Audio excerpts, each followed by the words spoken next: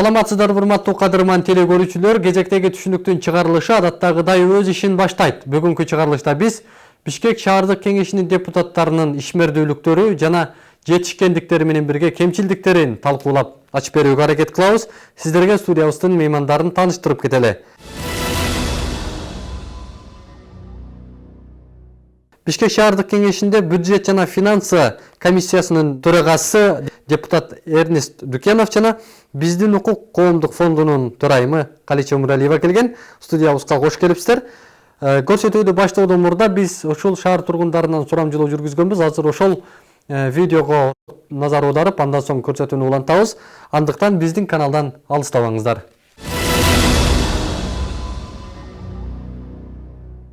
Шаардык кеңештин депутаттарынан кимди тааныйсыз?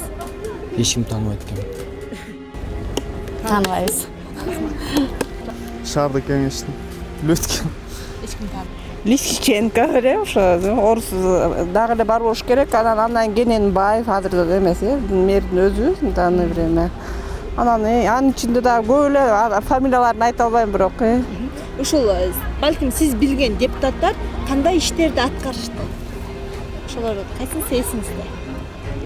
Эми иштер жакшы эле аткарылып атат болуш керек. Кийинки мезгилдерде мындай эмеден көрсөк болот да, айлана чөйрөнү мынтип ары бери карап эмесек, жарыктандыруу маселеси жакшы эле болуп калды мурункуга караганда. Шаардыктан тааныбайт экен. Мен эч кимди тааныбайм, тилекке каршы.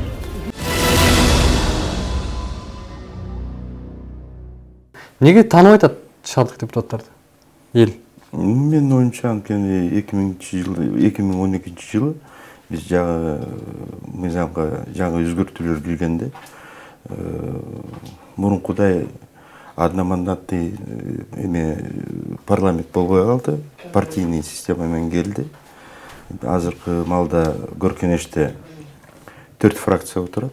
Это СДПК фракциясы, Замандаш фракциясы, Атамекен и оппозиционная фракция Республика деген. Ошондуктан балким тааныбар депутаттар. Анан негизи шаарда изилдегенде баягы эмелер боюнча, райондор боюнча изилдесеңер көпчүлүгү тааныйт депутаттарды. Бүгүн ушул шаардык депутаттарды шайлоо алдында эле жанагындай бул көпчүлүктүн пикири да элдин арасында. Шаардын депутаттарын кимдер экендигин билишпейт, кандай иштер жасаганын билишпейт да. Анан шайлоо болот экен, ошол шаардык кеңештин депутаттары шайланат экен деген кабарды укпаса, жанагындай реалдуу жашоодо жок да орду.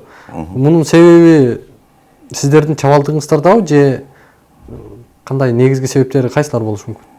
Мен оюмча бул жерде шаардын тургундары көпчүлүк Элден алыс калгандыгы десек болобу? Жок, аны не то что депутаттар элден алыс калгандар.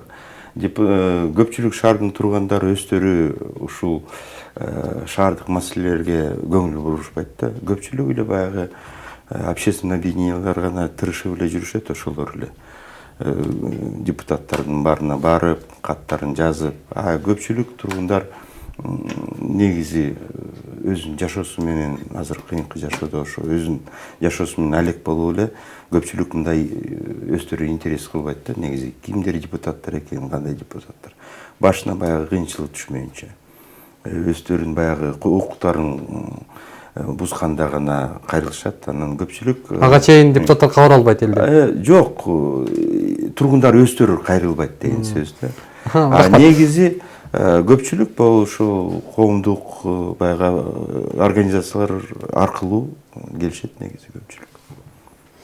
Калича эже, сиздерди көрүп жүрөбүз, угуп жүрөбүз. Ушул шаардын жанагындай бир көйгөйлөрү боюнча, ошол эле курулуш тармактары боюнча бир топ бир ызычуулар болуп жүргөндүгүн сиздер аркылуу билебиз. Анан азыр мен сизге жеке бир шаардын тургуну катары суроо бергим келип атат.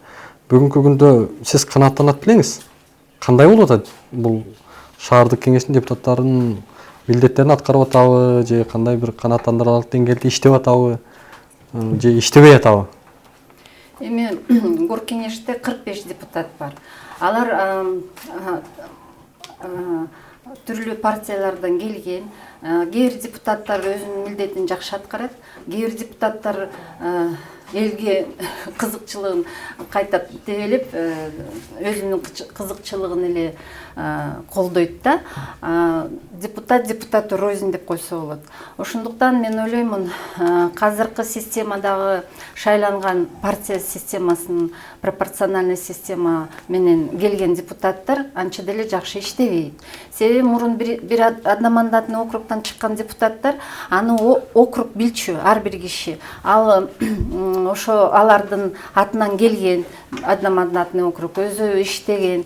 Анан кийин ар бир киши келип кайрылып өзүнүн көйгөн маселесин коюп берип, алар аткарганга аракет көп жасачу. Азыр кимге келиш керек? Партияга келиш керекпи, фракцияга же ар бир депутатка келиш керекпи? Мен өзүм көп кабаттуу үйдө председатель ТСЖ болуп иштейм. Анан кийин биздин укук деген фондусунун төрайымы боломун. Ошондуктан биз ошо депутаттарга көп кайрылабыз. Бирок көп кайрылганда жыйынтык фактически жок болот. Мисалы келтирип берейин. Биз депутат Лесниченкога кайрылганбыз. Себеби ал ошо профильный комитетте болчу. 4-чү микрорайондо майып балдардын детский садиктин жанына Доминстрой деген организация көп кабаттуу үй курганда 3 метрдей айырмасы бар да, үйдүн фундаментин жанакы балдардын садигинде. Эми ошол үй чоң да, монтип эле садиктин үстүнөн эле болуп калды да. Ошондуктан азыр ошол балдар площадка болчу, алар ошол жерге иштейт, балдарды чыгарбайт. Себеби мүмкүн бирдеме түшүп калабы же. Анан үй деле өзү жаман курулган да. Анан кийин депутатский комиссия кылгыла, келгиле деп биз жазганбыз. Келген Лесниченко ошонун баарын көргөндө аябай таң калган. Мында келип эле тамды мына кичине эле чукса курап калганда, ошондуктан ал өзүнүн депутаттык милдетин аткарган, аткаруучу бийликке поручение берген. Бирок ошо менен бүттү. Комиссия келди, жаман үй салынды, балдарга туура эмес болуп калды деп айтып, бирок акыркы кадамдарды жасабагандыктан бул проблема азыр деле туруп калды. Ошондуктан мен ойлоймун, мыйзам боюнча статус депутатов. Ошол мыйзамда депутаттардын укугу аябай кенен экен. Мисалы, депутат любой органдарга, аткаруучу бийликке, милицияга кайрылса болот. Бирөөнүн укугу тепселсе, депутат өзүнүн милдетин ушундай аткарыш керек да. Мисалы, ошо кайрылган органдар эчтеке кылбаса, депутаттын поручениясын аткарбаса, алар вплоть до уголовной ответственности болуп атат да. Ошо депутаттын талабын эметпесе, аткарбаса, ошондой болот. Вплоть до уголовной ответственности. Бирок мен билгенче бир дагы депутат ошо укугун пайдаланып, ошо бир дагы аткаруучу бийликтин должностной лицосун жоопко тарткан жок. Ошондуктан мен ойлоймун, кээ бир депутат уктайт, өзүнүн кызыкчылыгын колдойт, анан кийин өзүнүн бизнесин түртөт, аткаруучу бийлик менен сүйлөшөт жакшы. Ошондуктан мага жер берип койгула, тигини берип койгула деп. Мисалы, ушу азыркы Горкеңеште аябай көп застройщиктер бар. Мисалы, Гульнара Молдубаева, Бишкек Курулуш, Тыным Сеитова, Елизавета, дагы айтса болот. Ошол кээ бир ошондой депутаттар элдин укугун бузуп, элдин үйдүн жанында жайгашкан жерлерин тартып алган эмелер бар да. Азыр ошол эл соттошуп жүрөт. Депутаттардын. Эми сиз бул ишмердүүлүгүңүздө көргөн фактыларды айтып атасыздар. Жеке жаран катары, тургун катары кандай кабыл алат элеңиз? Мен ойлоймун, биз өзүбүздүн укугубузду билбейбиз. Кимге кандай кайрылыш керек билбейбиз. Ошондуктан депутаттар менен кандай иштеш керек билбейбиз. Мындай тургундардын демек элде күнөө. Элде деле күнөө бар. Өзүңдүн укугуңду билбесең, кимге таарынасың? Сен билип алышың керек. Сен Сиз билген жаран адам боюнча. катары кандай кабыл аласыз? Мен ойлойм, мен өзүмдүн укугумду жакшы пайдаланамын. Керектүү жерде кат жазамын. Чакырса, мисалы, комиссиялар иштейт да. Көйгөй маселе боюнча расследование кылышат, изилдөө кылышат. Ошондо чакырганда биз барабыз. Мисалы, ошо депутат Дакенов мэриянын УМС-ты капитальное строительство немесин караган, ошондо бизди чакырган, биз келип дагы өзүбүздүн фактыларын айтканбыз. Ушундай иштеш керек да. Рахмат. Эрнис мырза,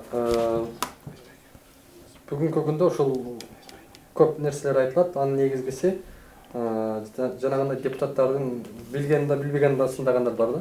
Эми айтсаңыз, бүгүн депутаттардын максаты, конкреттүү максаты ушул шаардык кеңеште эмне? Эмне үчүн депутат болуп барды? Кандай максат менен эмне иштерди кылыш керек? Мен ушу депутаттардын баарына жооп бере албайм. Жок, Негизи жеке өзүм жеке катары. Мен жеке катары депутатка барганым себебим ушул шаардык тургундарынын өкүлү болоюн деп баргам. Негизи ошолордун кызыкчылыгын кордоп, ошол коргоп, ошолордун кызыкчылыгы үчүн иштейин деп баргам. Да, азыркыга чейин мен абдан мыкты иштеп атам деп айта албайм, хотя эл билет мен иштегенимди. Но мен да негизи көп аткара албай калатам да өзүмдүн немемди. Анткени ушул депутаттык иштөөдө биз негизи бош эмеспиз. Как депутаттык эмеде иштебейбиз, должностьта иштебейбиз. Биз баягы өзүбүздүн основной ишибиз бар, жумушубуз. Мисалы, мен темир жолдо профсоюздун төрагасы болом. Өзүм основной, ошол жерден айлык алам. Бул баягы общественный нагрузка деп коет, депутатский работа. Ошол менен иштеп атабыз. Эки жака тартылып атасың да, бир жагынан. Экинчи жагынан баягы тургундар көпчүлүгү эле баягы белгилүү депутаттарга гана кайрылат да. Калаган депутаттар тааныбаса кайрылбайт да. Анан негизи бир депутатка ушунчалык эмени көтөрүш менен на самом деле оор болот экен да, потому что айрылып калат экенсиң. Же бизде помощник жок, же эч ким жок отурасың. Бул негизинен ушул менин оюмча азыркы маалда кайрадан ушул мыйзамга кайрадан киргизиш керек. Баягы депутаттар жеке жергиликтүү кеңештердин депутаттары одномандатный эме менен одномандаттуу округтан чыгыш керек негизинен. Эл тааныш керек аларды, эл үчүн иштеш керек. Ошондо менин оюмча ар бир округда ар бир тургундар өзүнүн депутаттарына кайрылат. Ошондо нагрузка дагы кичине бөлүнүп калат да негизинен. А так өтө мен деле ачык эле айтайын, депутаттардын баарысы жакшы иштейт деп айта албайм. Негизинен туура эле айтышат, эл деле бизди жакшы эле эметип атат, справедливо деп койсок болот да, бизге эмени чыгарган. Менин оюмча бирден өзгөртүш керек. Тамырынан өзгөрүш керек да ушул системаны, депутаттык системаны. Демек сиздерге жакпайт? Мага да жакпайт да. Негизи анткени мен өзүм укугумду ачык полный эмеден колдоно албай атам да негизинен. Азыр окуп атам, мыйзамда моундай жазылуу. Негизинен биздин сессияларда шаардык прокурор отурат, СМБнын чоңу отурат, ГУВДнын чоңдору отурат.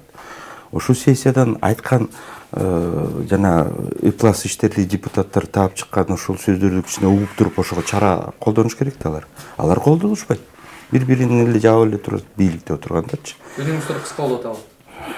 Ошол эле кесип менен эле чыгып кетет, анан унутулуп калат да бүт баары. Агай, бүгүнкү күндө депутат болуп барыштагы депутат деген бир термин дейбизби, түшүнүк дейбизби? Ошол депутаттын максаты кандай болот да шаардык кеңеште? Мисалы үчүн булар барып мэрди шайлайбы, же булар барып кандай иштер жүргүзөт, же булар барып бизнес кылабы? конкреттүү Конституция мыйзамда эмне деп турат булар? Конституция боюнча эң башкы мыйзам боюнча депутаттар шайланат, депутаттар ошо элдин өкүлү, ошо жергиликтүү эмеде жер тургундарына өкүл болуп келиш керек. Алар баягы исполнительный властька карап, ошолорду көзөмөлөп, ошолорду карап, ошолорду иштетиш керек да негизинен. Мыйзамда ошондой жазылган. Ошол максат менен депутаттар шайланыш керек. Мыйзамда ошондой жазылган. Бирок бизде андай шайланбайт. Жогорку кеңештен айырмаланып эми шаардык кеңеште тактоо үчүн Шаардык кеңеште мисалы шаардык кеңеште мурун жакшыраак болчу. Анткени мен айтып атпаймынбы баягы элдерди тургундары шайлап атканда билчү эле. Мен тиги Ивановду шайлап атам, Докеновду шайлап атам, тиги Лесниченкону шайлап атам деп эл билчү. Азыр партияга добуш берет, партия кимди коет, ошол депутаттар болуп келет. Алардын ответственности жок да негизинен. Мэрди шайлоодо 90% голос менен, колдоо менен мэр шайланып, мэр алынып атат да. Бул жердеги нерсе эмнени туюндуруп турат? Бүгүнкү күндө башка өлкөлөрдө мэрди жумуштан, кызматтан алып, көзүнө сайып, муну кылбай атасың, муну кылбай атасың, муну кылбай атасың, муну жедиң, муну жебедиң деп туруп, конкреттүү фактылар менен жумуштан алып койгон фактыларды көрүп атабыз да. Бүгүнкү күндө биздин ушул шаардык кеңештин тарыхында менин билишимче мындай мэрди жумуштан алуу жогорку кеңештин, шаардык кеңештин бир тарыхында мындай нерсе жок да. Анан сиздер ошол жанагы Кулматовду жумуштан алганда дагы, азыркы мэрди шайлаганда дагы мисалы үчүн өтө ынтымак менен болгонун көрүп болдук да. Анан бул эмнени туюндуруп турат? Бир сиздердин эркиңиздер жок, жогору жактын айткандарын кылып атасыздарбы же өзүңүздөрдүн ыктыярыңыздар менен ушундай кылып атасыздарбы? Биз абдан туура айтып атасыздар. Баягы акыркы 2 мэрди шайлаганда практически толук 90%-дан ашык добуш менен шайланды экөө тең. Экөө тең альтернативсиз келишкен экөө тең. Экөөнү тең шайладык. Биринчисинде баягы Кулматов баягы шаарда өскөн киши, шаар үчүн күйөт деп өтө үмүт кылдыңыздар. Үмүт кылганбыз, өтө пиар болуп кеткен ошол жагынан кана көрөлүчү деп негизинен шайлаганбыз. Балким креативдүү экен, туда-суда депчи. Анан ачык сөз биринчи тийген жокпуз. Андан кийин көрө баштадык. Сөзү менен иши бөлөк болуп калды да, айырма болуп калды. Анан алга да чыктык, аракет кылганбыз, чечкенге аны жумуштан алынганга. Бирок депутаттар колдогон жок. Анткени мен айтып атпаймынбы, баягы эле партия болуп кетти. Партиянын кызыкчылыгы болуп кетти. Саясат болуп кетти бир. Поэтому депутаттар ал жагынан эчтеке кыла албай атат. Эгерде партиялуу система бияка киргенде бул система жогорку кеңеште боло берет, это политическая организация. Политиканы, саясатты жергиликтүү эмелерге алып барбаш керек. Бирде хоссубъект, хозяйственный жумуштарды кылышыбыз керек. Баягы эле жергиликтүү маселелерди чечишибиз керек. Бизге саясат кереги жок.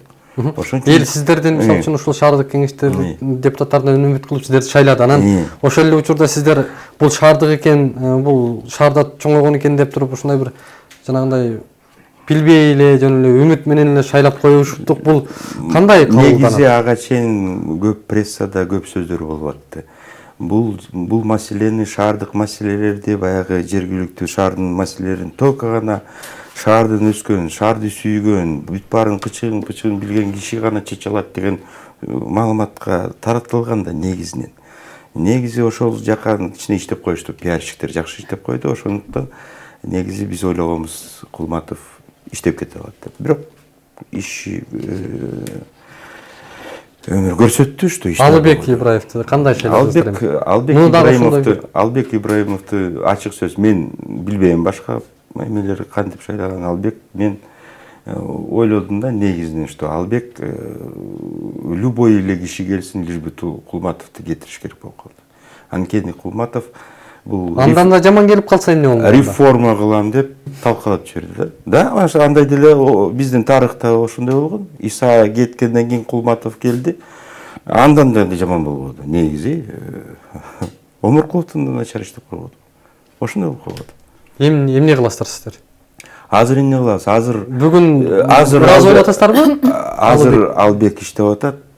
Негизгиси мен ойлойм, көп сүйлөбөйт. Иш кылып атат. Ошондой мэрлер келет. Баягы хозяйственный жумуштарды илип атат, иштеп атат. Саясат жасаган жок мэрдин жумушу менен.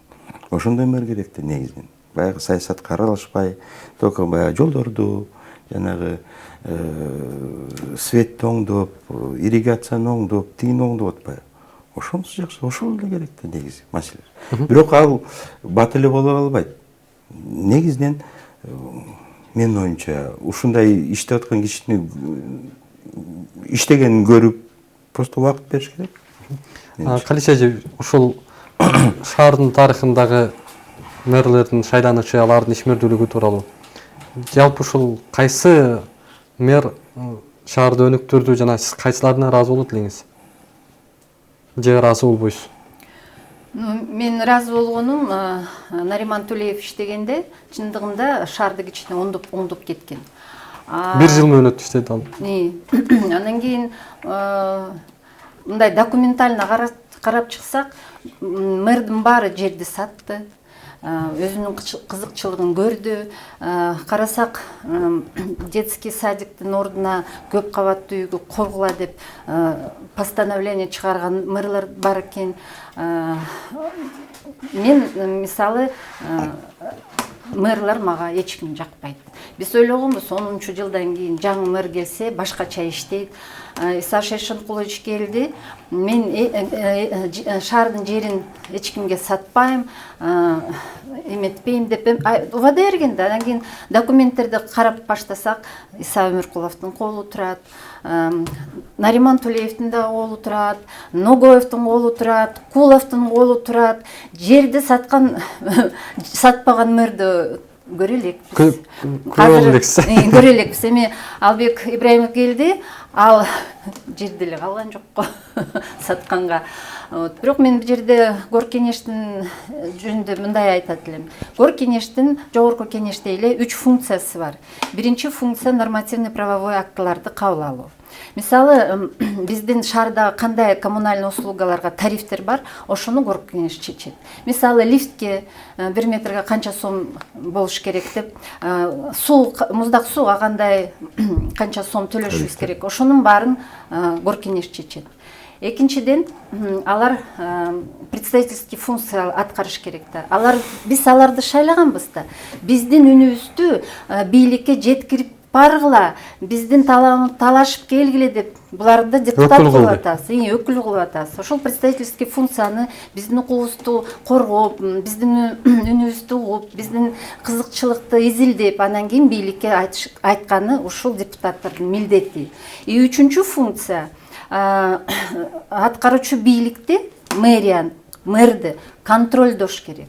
Ал бюджетти кандай аткарып атат, ал жерлерди кандай эметип атат, өзүнүн полномочиясын туура аткарып атабы же өзүнүн полномочиясын ашык кылып атабы. Ошонун баарын Гор кеңеш кылыш керек.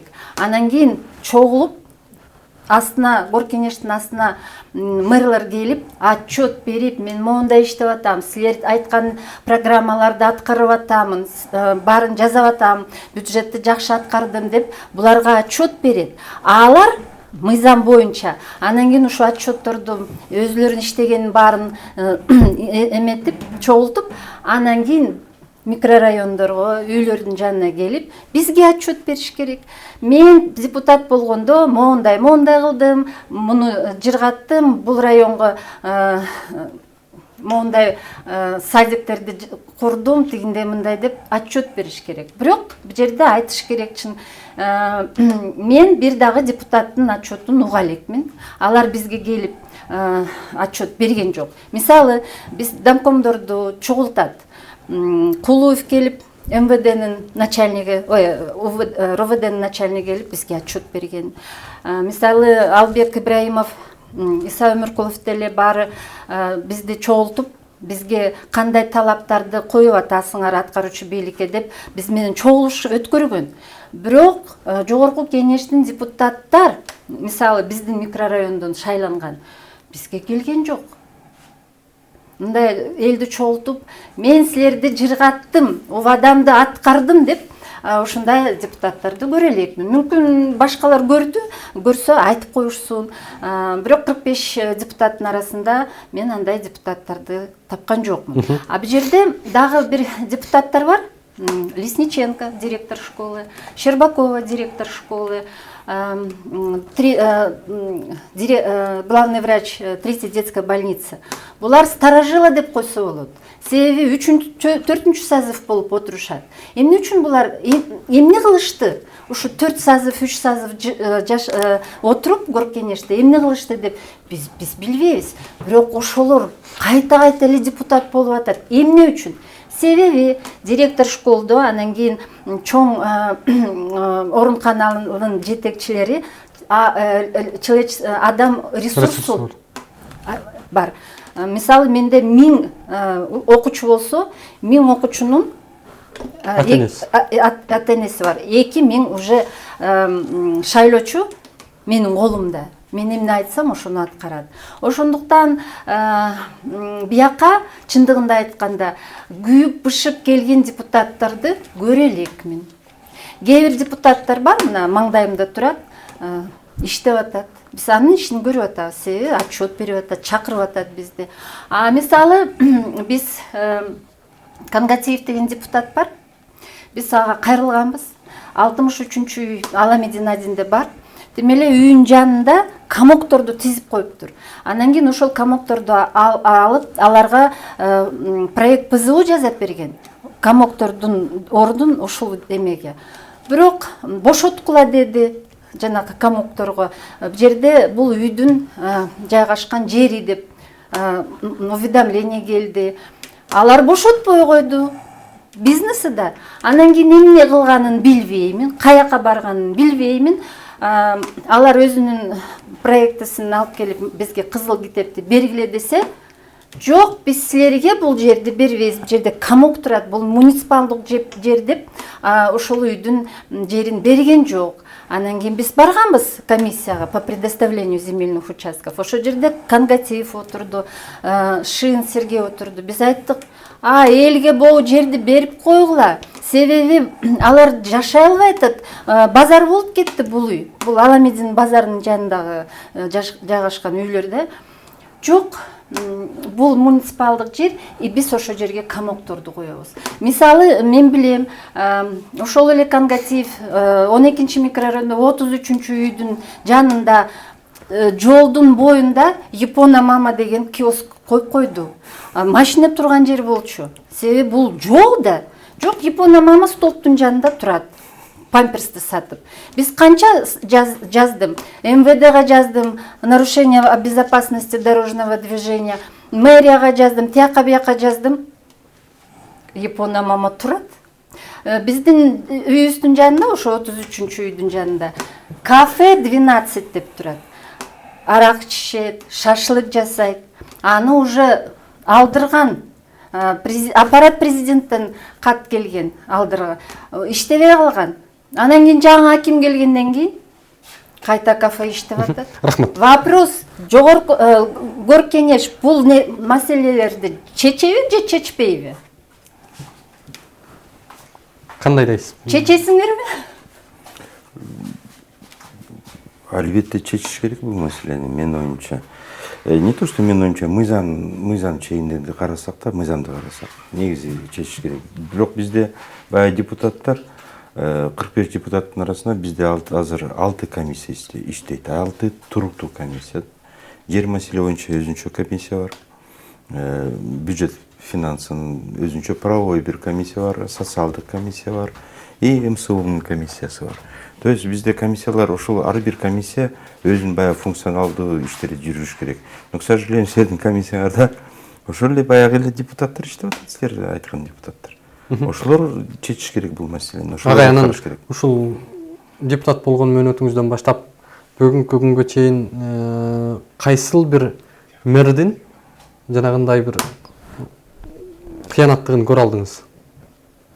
бүгүн эл ыраазы болбой эле ушундай нааразы болгон пикирлер көп болуп атат. Анан сиз депутат катары бир билдиңизби, ошону изучать эттиңизби? Конечно, изучать эткенбиз. Бир эки мэр бар. Идеалдуу эч ким иштебейт негизинен. Эки мэрди азыр көрө алам. Мен келгенден бери биринчи бул айтып кеткендей Түлеев болчу. Экинчи мэр азыр Албек пока. Как нормально, как работает, как мэры дегендей. Өкөлө. Жок, бүгүнкү күндө ушул туура эмес бир фактылар менен жерлерди менчиктештирүү же жана башка жанагындай бир өз кызыкчылыгына пайдалангандар. Азырынча өз кызыкчылыгына пайдаланган Болду, сиз байкадыңызбы ушул депутат катары? депутат катары мен негизинен бир гана маалымат чыккан бизден баягы Ататүрк парк боюнча, что Кулматовдун өзүнүн энесине бир жерине кызына алып берген. Өзү айткан. Ошол маалымат бар. Экинчи маалыматтарды өзүнө берген мен уккан жокмун, башка мэрлерден өзүнө алган. Потом кийин болуп калды.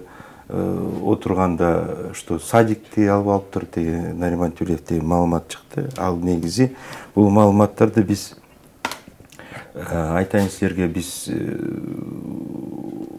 мен мисалы аны прессадан гана уктум. А как депутаты катары сессиядан тияктан бияктан биз уккан жокпуз. Анткени бул жерде туура айтылып атат. Биз ушул муниципалдык имуществону биз көзөмөлдөп турушубуз керек. Биз жана приватизацияга берилишин бүт баарын биз карашыбыз керек.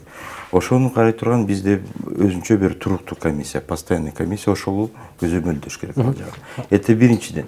Экинчиден, ар бир приватизацияга кеткен эмелерди, үйлөрдү болобу, жерди болобу, аларды өзүнчө бир программа приватизацияны кабыл алыш керек. Анан жерди бергенде программа рационального использования земель деген аны кабыл алышыбыз керек. Но, к сожалению, 2010 жылдан баштап программа приватизация албай атабыз. 2 жылда бир жолу алыш керек болчу. Аны кабыл алган жокпуз.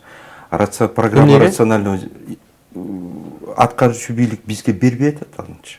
Бербей атат. Мен сессия сайын айтам.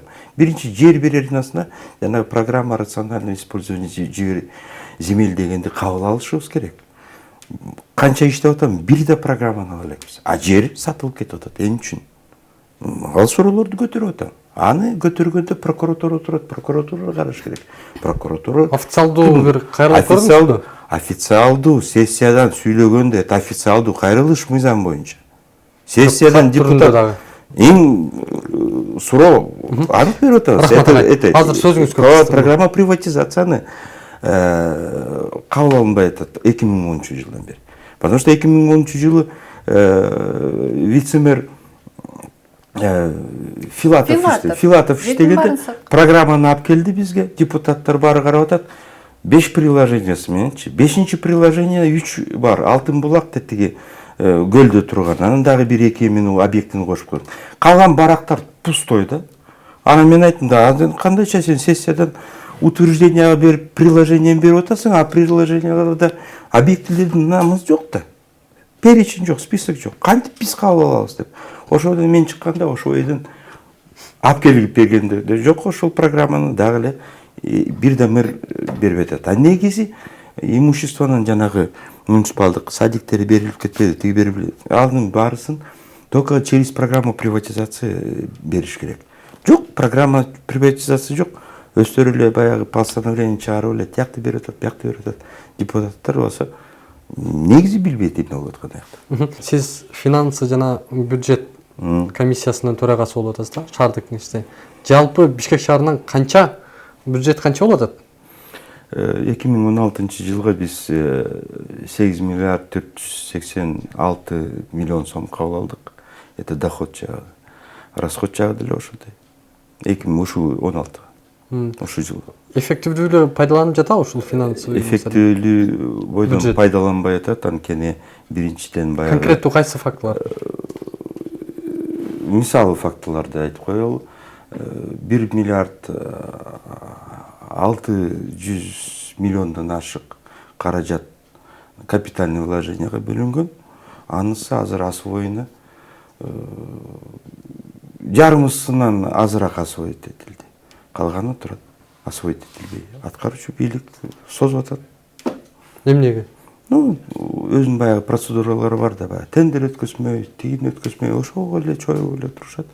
Анан билбейм азыр кандай аткарабы жылдын аягына чейин аны освоить этеби, освоить этпейби. Это биринчиден, экинчиден баягы налоговый кодекске өзгөртүү киргизгенден кийин көп берден көп выпадение болуп калып атат да, баягы налогтордончу.